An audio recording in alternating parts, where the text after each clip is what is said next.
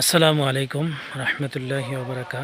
প্রিয় ভাই ও বোনেরা, চলছে পবিত্র মাহে রমাদান। আজকে 24শে রমাদান। তো শবে কদর জানি না চলে গেছে কিনা, যদি চলে যায় তো গেছে, আর এখনও সম্ভাবনা রয়েছে। তো যে কয়টি রাত আছে বেশি বেশি ইবাদত করুন, যেমন অন্তত 2-1 পারা করে হলো কোরআন তেলাওয়াত করুন, তাহাজ্জুদ সালাত আদায় করুন, যেমন তারাবির পরে, ইফতারির আগ মুহূর্তে, কিংবা আপনার ফ্লেক্সিবল টাইমে।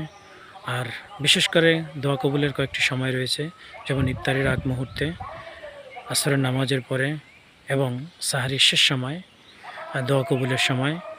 এই সময় বেশি বেশি আল্লাহর কাছে ইস্তেগফার করুন। আল্লাহুম্মা ইন্নাকা আফুউন তুহিব্বুল আফওয়া ফাআফু আন্নি। এবং বেশি বেশি দান সাদাকা করুন, যতটুকু সম্ভব সামর্থ্য অনুযায়ী দান সাদাকা করুন এবং বেশি বেশি ইস্তেগফার করুন।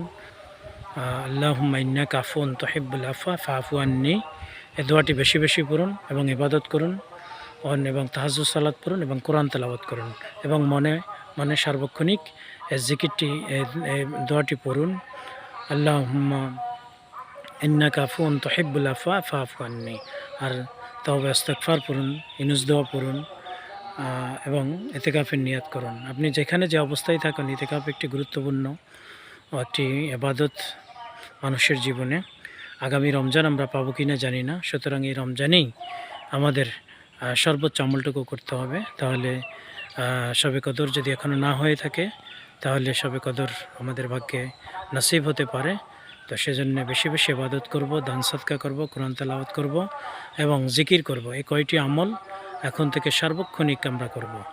আশা করা যায় আল্লাহ আমাদের ভাগ্যে শবে কদর নসিব করবেন।